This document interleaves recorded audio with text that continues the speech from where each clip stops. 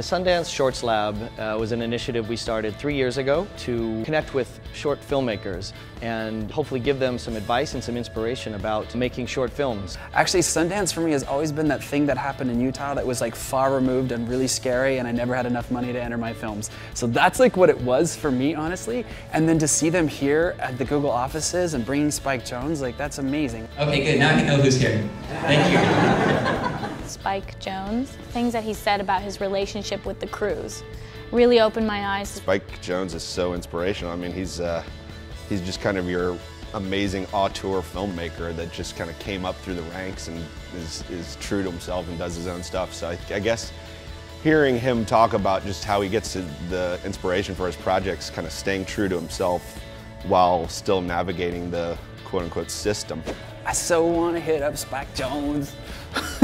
Throughout the day, in addition to our guest speakers, members of the Sundance programming staff are going to present a couple of short films that we've actually played at this past festival. I spoke largely about, being a cinematographer. I learned a lot listening to the other people on the panel. Well, one of the things I love about Sundance events is the way they get everyone together.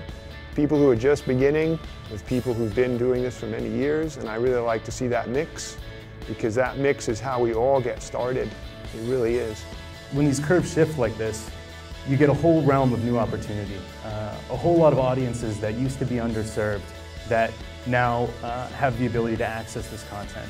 And the barrier between content creators, content owners, and their audiences is really eroding.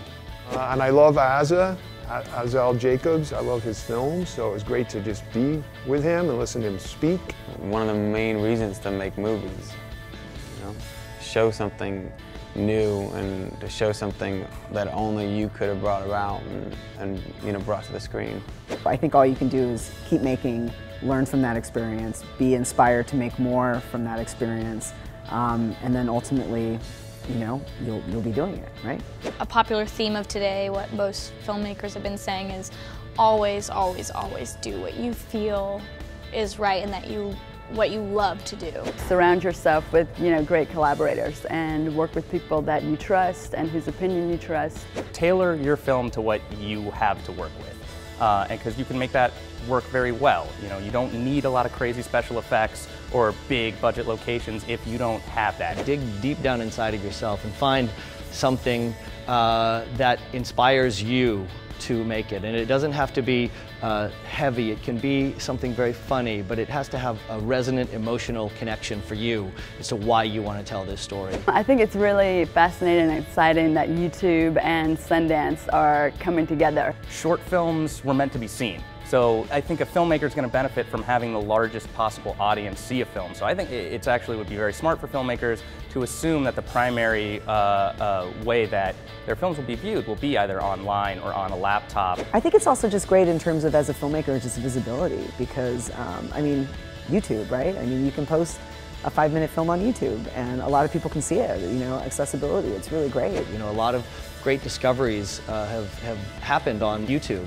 My job is just to tell a great story, and to put my voice into that thing called YouTube. Creating a space, a nurturing environment for filmmakers and screenwriters to develop their ideas was something that's crucial to the mission of Sundance and was really the vision that Redford had for it all. But to be here with a front row seat is amazing.